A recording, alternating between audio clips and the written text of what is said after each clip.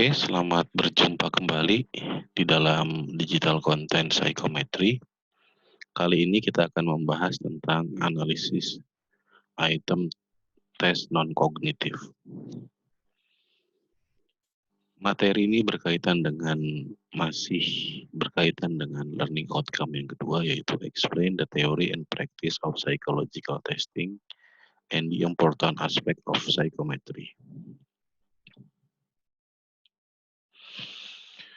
Nah, sebelum kita membahas tentang analisis item dalam tes kognitif atau tes non-abilitas atau typical performance, kita mesti kembali mengingat tentang perbedaan antara tes kognitif dan non-kognitif.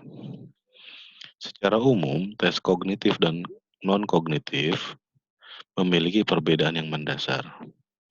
Yang pertama, tes kognitif biasanya digunakan untuk mengukur kemampuan atau abilitas. Sedangkan non-kognitif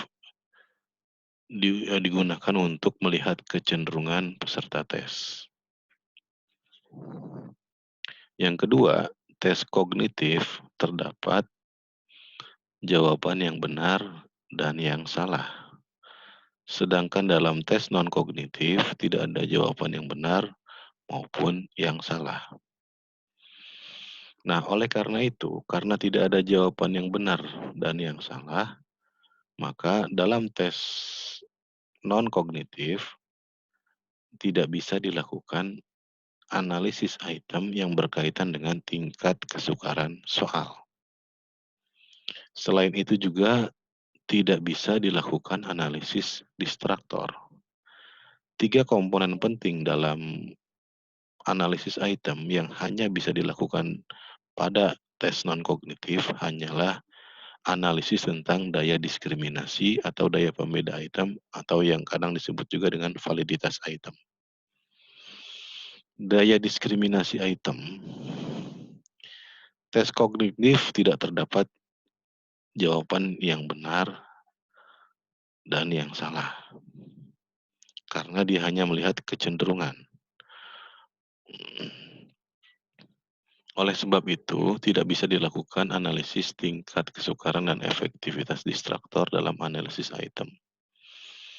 Nah, dalam tes non-kognitif, aspek yang terpenting dalam analisis itemnya adalah daya diskriminasi item yang juga dikenal dengan istilah daya pembeda item atau validitas item. Daya diskriminasi item adalah sejauh mana item mampu membedakan antara individu atau kelompok individu yang memiliki dan yang tidak memiliki atribut yang diukur. Misal,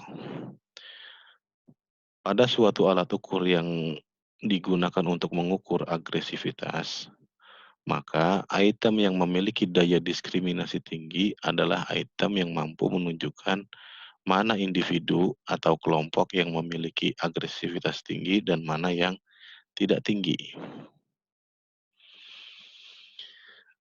Indeks daya diskriminasi merupakan indikator keselarasan atau konsistensi antara fungsi item dengan fungsi skala atau tes secara keseluruhan yang dikenal dengan istilah konsistensi item total.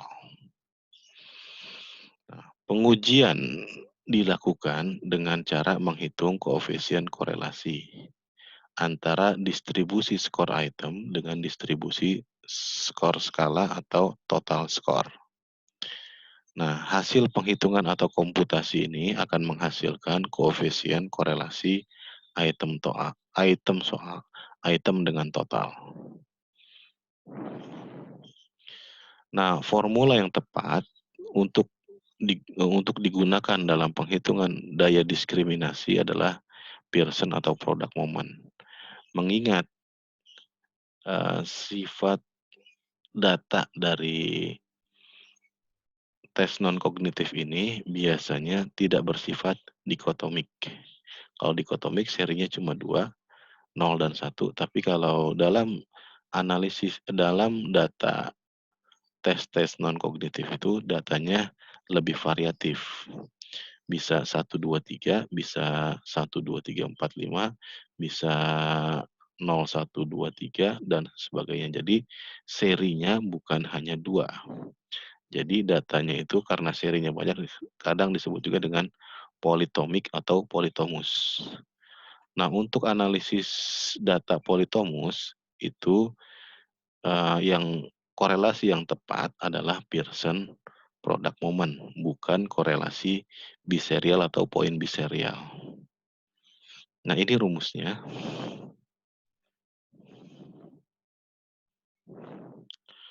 Nah, dalam praktek penghitungannya kita bisa menggunakan, eee, software Excel maupun dengan software SPSS, bisa juga dengan JASP. Tapi, di sini kita akan mempraktekkannya dengan menggunakan Pearson dengan Excel. Nah, ini perlu kita perhatikan, di sini ada data 10 orang yang menempuh satu tes non-kognitif yang terdiri dari 3 item. Jadi ini data informasi subjek yang mengikuti tes, ini adalah informasi tentang item, dan di sini adalah total skornya. Jadi orang pertama pada item 1 menjawab 2, 2, kemudian pada item berikutnya adalah 1. Jadi kalau di total adalah 5. Nah, nanti korelasi, skor setiap item ini, item 1, kita korelasikan dengan total skor. Jadilah dia itu daya diskriminasi untuk item 1. Selanjutnya, data pada item 2 kita korelasikan dengan skor total. Maka jadilah dia daya diskriminasi dengan, daya diskriminasi untuk item 2. Dan selanjutnya item 3 juga seperti itu, distribusi data pada item 3 kita korelasikan dengan skor total, sehingga dihasilkanlah daya diskriminasi untuk item 3. Lalu bagaimana cara menggunakannya di Excel? Di Excel itu kita tinggal menulis sama dengan, kemudian kita tuliskan Pearson, kita kemudian klik atau ketik kurung buka, kemudian kita masukkan datanya ini. Kemudian,